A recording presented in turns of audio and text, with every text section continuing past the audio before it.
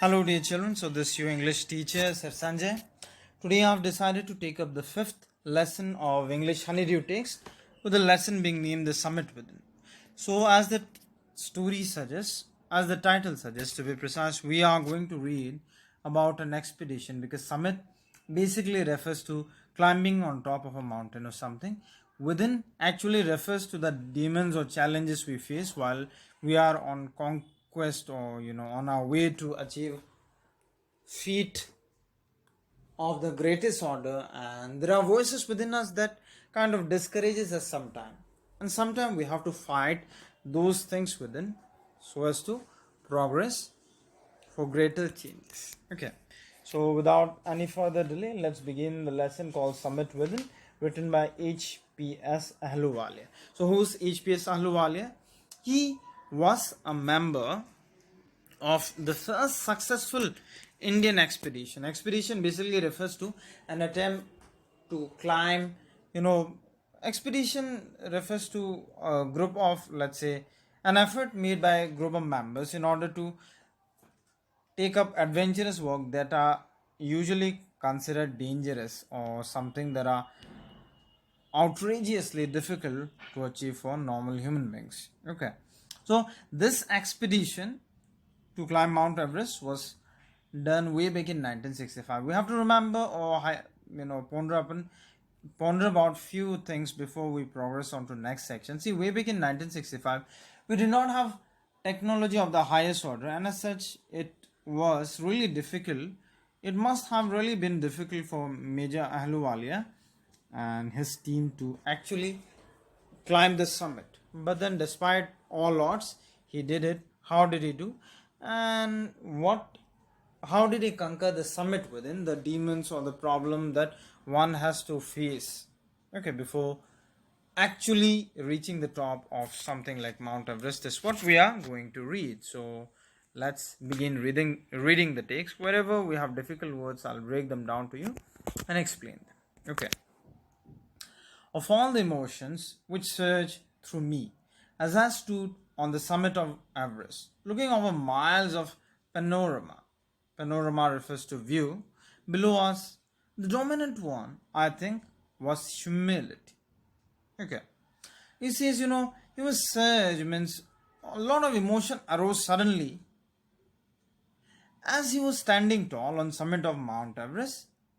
All he could look was miles and miles of wonderful view. Then he was filled with humility. Okay, the physical in him seemed to say, thank God it's all over, because physically it's quite draining. That is why the physical in him seemed to say, thank God it's finally over. However, instead of being jubilant refers to happiness, instead of being jubilant, there was a tinge of sadness. He is on top of Mount Everest. Instead of being happy, there is this shade of unhappiness. Was it because I had already done the ultimate in climbing, and there had been nothing higher to climb, and all the roads hereafter would lead down? Just wondering, why was he unhappy? Was it because he had already conquered the highest point on earth, and since then there will be no other expedition or adventure as challenging as one he had just completed? So this feeling was kind of making him unhappy with whatever feat he had achieved. Alright, so moving on, what do we have? Let's find out. By climbing the summit of Everest, you are overwhelmed by a deep sense of joy and thankfulness. So there is this overwhelming emotion. We are happy and thankful towards God. Okay. It is a joy which lasts a lifetime. So he says, it's some kind of happiness which lasts forever, unless and until we are living. The experience changes you completely. The man who has been to mountain is never the same again. So there is this experience which kind of changes one completely. You are a different person. As I look back at life after climbing Everest, I cannot help remarking about the other summit, the summit of his mind. See, mind is an instrumental tool. If your mindset is not strong enough, climbing, or for that matter, achieving any feat that requires or demands challenge or discipline of highest order will not be possible. Okay, so that is why the writer says climbing the summit within means challenging or fighting the demons within was no less formidable and no easier to climb. He had to, kind of convince his mind that yes, it is possible. And through that convincing only was he able to take the next step. Okay, so let's read the following page and find out what happens as we move ahead. Okay, so here is a picture of Major Ahluwalia, as you can see. Way back in 1965, like I said, there were not many, we were not technologically as advanced as we are today, and that is why it was so difficult. Okay, even getting down from the summit, once the physical exhaustion had gone, I began asking myself the question why I had climbed the Everest. So after Everest climbing was done, Mr. Ahluwalia started asking himself question like, why did I even go for climbing the Everest? Why did the act of reaching the summit have such a hold on my imagination? Means, why was he thinking about it over and over again? It was already a thing of the past, means it had already been over, but it felt like something that had happened only yesterday. Okay, with every passing day, it would become more and more remote. So he felt, maybe with each passing day, it would become something that had already happened and would feel like something which did not hold value as much as he was thinking. And then, what would remain? He was wondering what would remain. This is a phase. Would my members fade slowly away? So, when my memory, would slowly fade away, he was wondering. Multiple thoughts were coming to his mind as he completed the expedition. Okay. So all those thoughts led me to question myself as to why people climb Mount Everest. So he was wondering why people climb Mount Everest. What is the reason behind people doing this? Okay. The simplest answer would be, as others have said. So some people say, because it is there. People climb Mount Everest because it is there. They want to set record.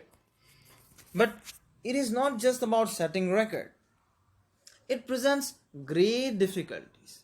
Man takes the delight, happiness in overcoming obstacles. We want to overcome obstacles or challenges or difficulties that kind of, sets us apart or makes us larger than life, correct?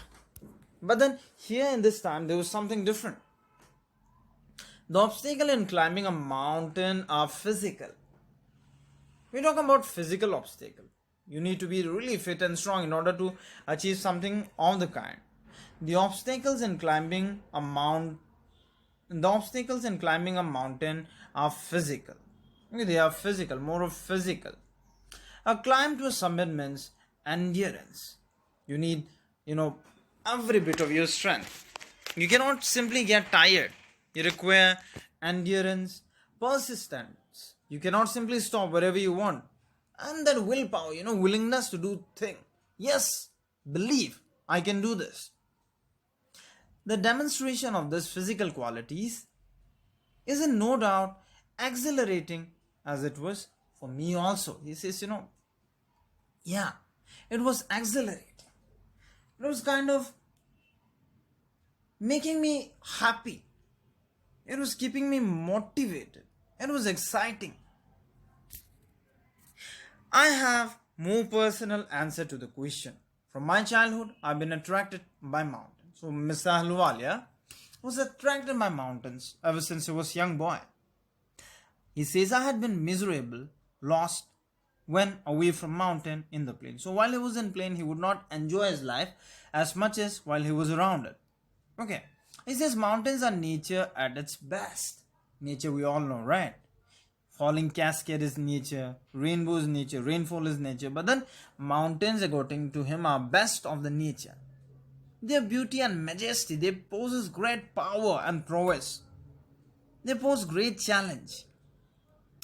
Unlike many, he says, I believe that mountains are really means of communication with God. Yes, you tend to connect with God on reaching summit of, something like Mount Everest. You feel so lively and so close by God.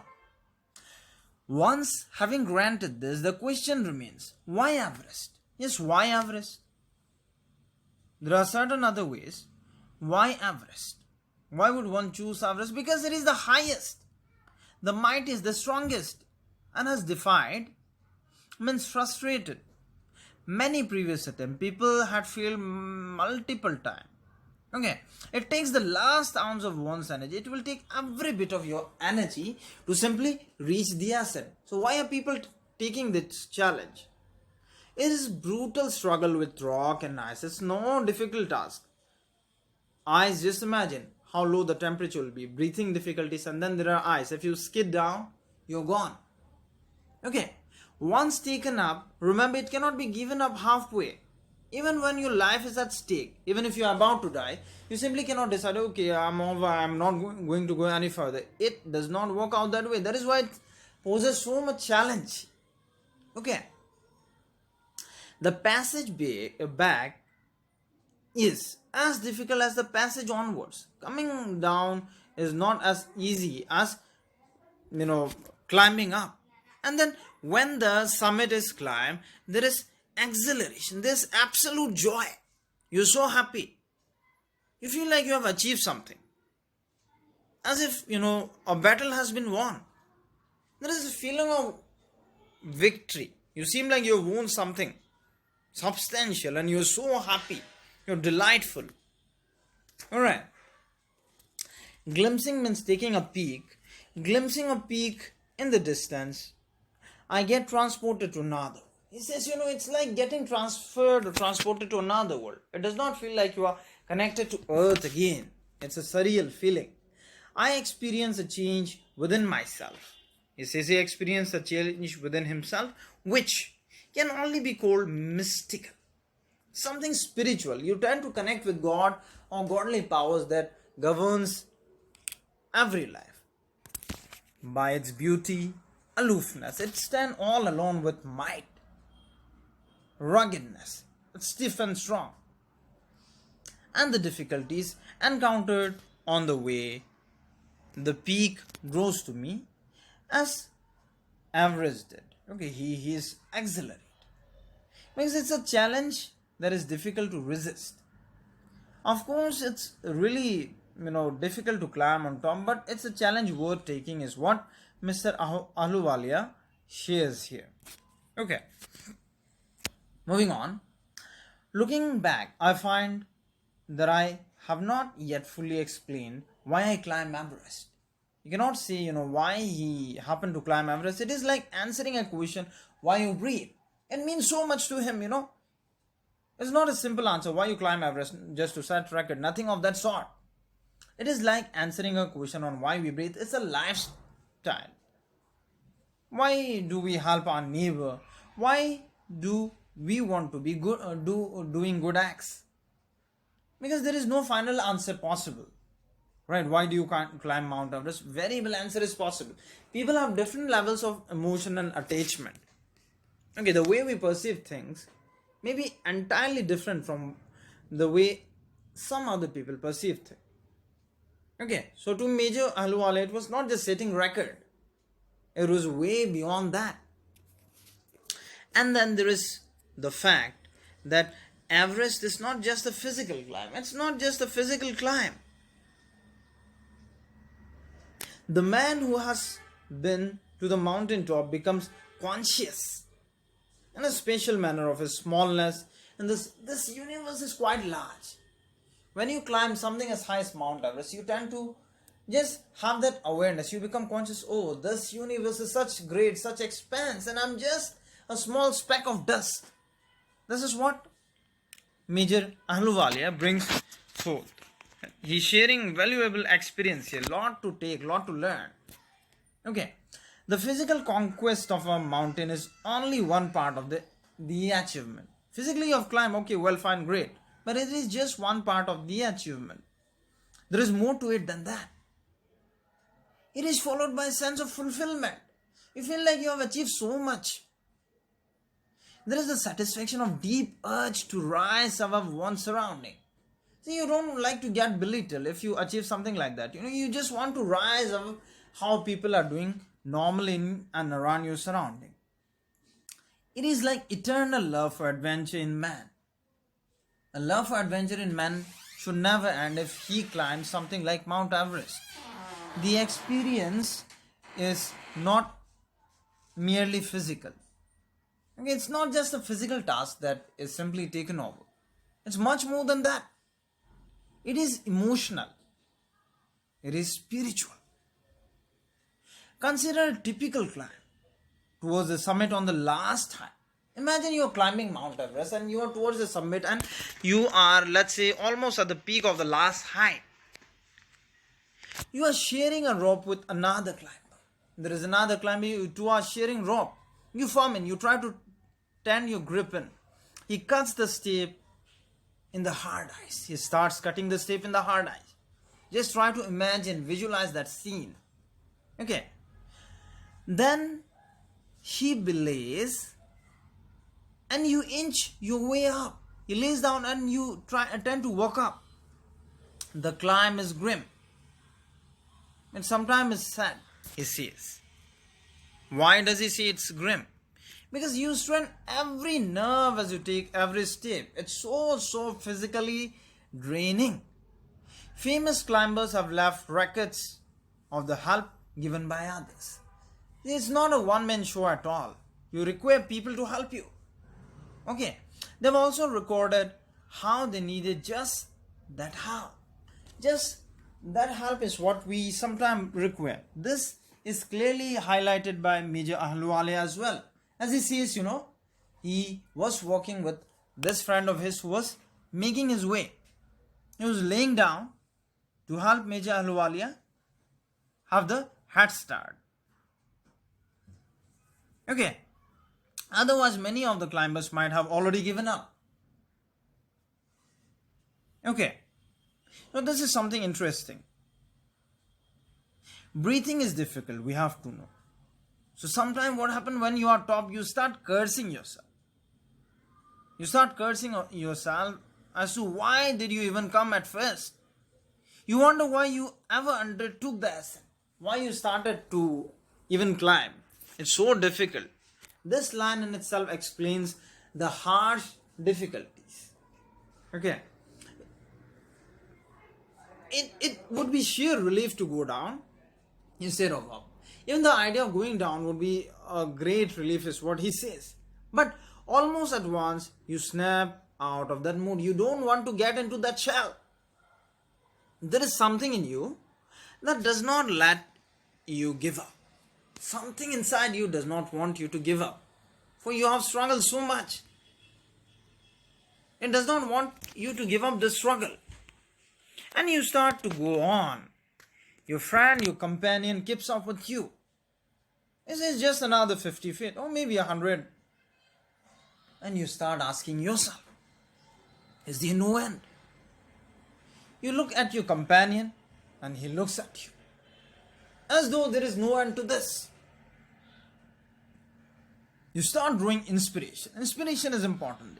You start drawing inspiration from each other. You tend to say, oh my word, we have climbed up to this much. Maybe reaching the summit is not after all that difficult.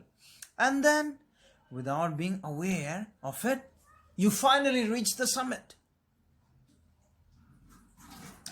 Looking round from the summit,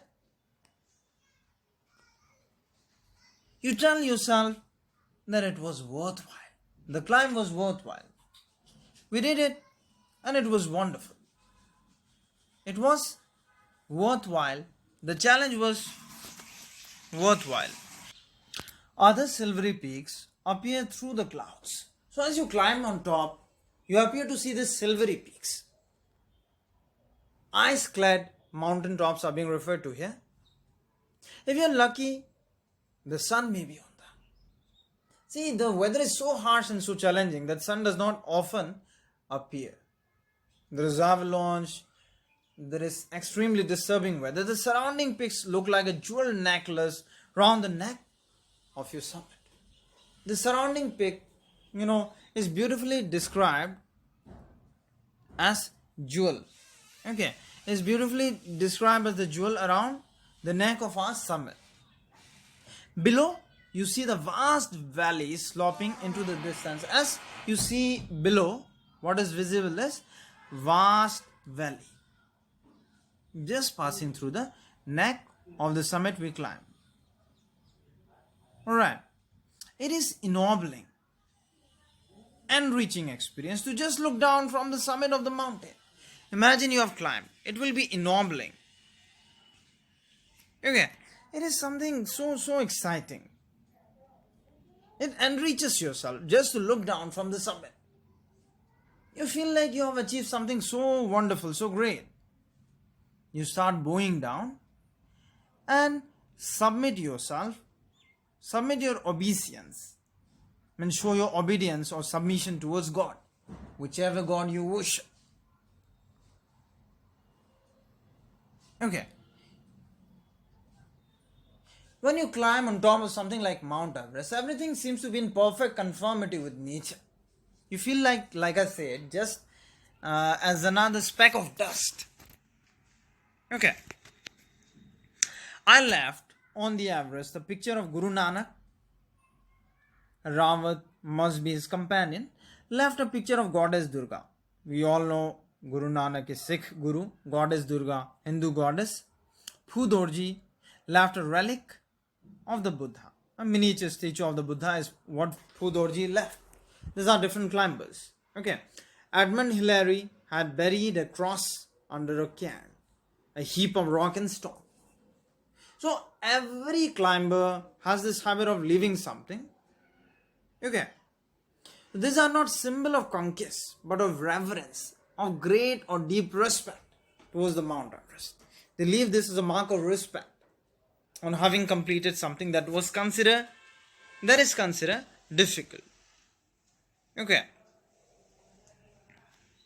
See here, there is this interesting picture wherein the author, Mr. Ahluwalia, and then Phudorji are seen. Alright.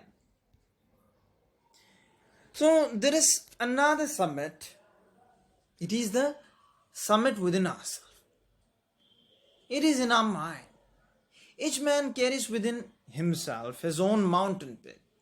He must climb it to reach to a fuller knowledge of himself. It is fearful, unscalable. Sometimes the challenges or the task that we are given with seems so difficult for us to accomplish. Okay, we got to fight that. We must climb it to reach fuller knowledge of ourselves. It is fearful. We feel like we cannot scale or climb the top of all this fear. We cannot beat this fear. But we have to remember, only you can, climb or fight the problem that is hindering your growth, your success. You yourself have to do it. The physical act of climbing to the summit of a mountain outside is similar to the act of climbing the mountain within.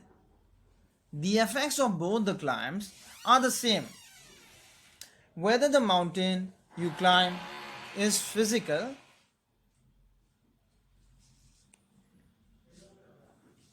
or emotional and spiritual, the climb will certainly change you. It teaches you much about the world and about yourself. Alright.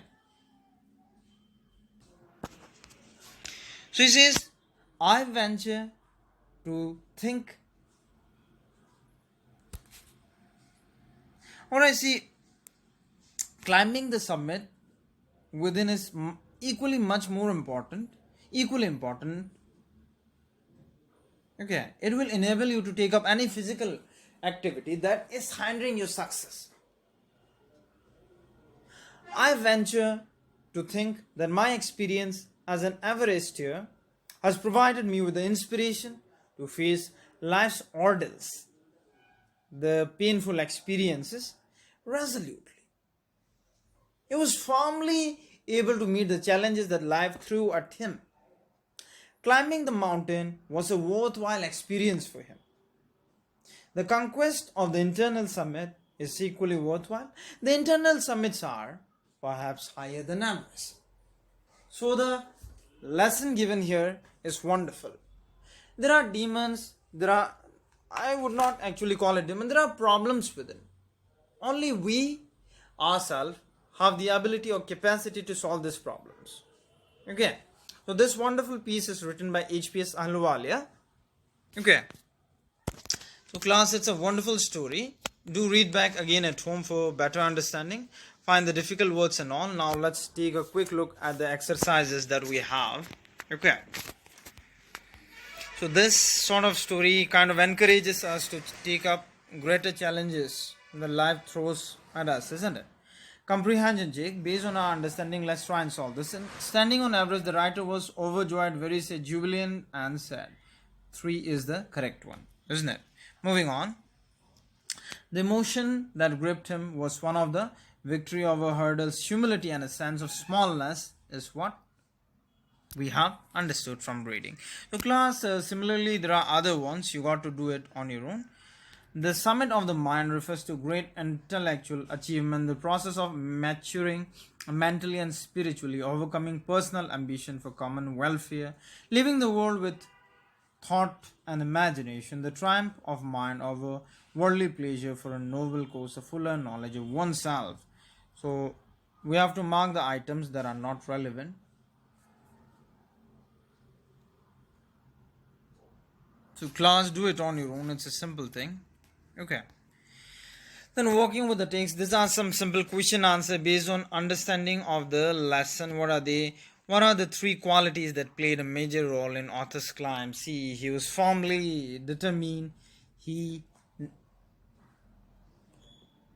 had this ability to sneak through, and then he was a great team leader. Wise adventure, which is risky, also pleasurable. So it tends to make you believe in certain things. Certain people think that there is something called impossible, but then after reading this piece, we have understood that there is nothing called impossible. All you got to do is condition your mind and then work accordingly. Okay. So there are similar question class. I believe you can solve them on your own. Try it. If you cannot, we are going to hold a separate session on solving them. Question number 2 says, write a sentence against each one of the following. Your sentence should explain the statement. You can pick out the sentence from the text and rewrite them. The first one has been done for you. The experience changes you completely. One has been to the mountain is never the same again. So class, this is your task to be done. Then we have working with language. See, look at the italicized phrase and the meaning given in the brackets. Mountains are nature at its best. Nature's best form and appearance. Your life is at risk, in danger. So this is about fill in the blank with the words in box. Suitable phrases. At hand, at once, at all, at a low ebb. So everything is explained. So you got to fill them up. Okay. Then write the noun from the following words by adding and. So ins, endurance, significance. So this is all too easy, class. Now match the following words under A with meanings under B. Remote, difficult to overcome, most prominent to overcome, overpower, methods, far away from, isn't it? Means. So it's easy, do it on your own. Speaking and writing. So class, over and over, these are, I believe, achievable thing. So try to read the story and solve this question answers on your own. And if you have liked this work, try and share the same with your friends who have all been missing on quality education due to a devastating pandemic that is going on. Alright, with this we come to conclusion of today's class. Thank you everyone for joining in. It was great to have you all. Bye bye. Have a great time.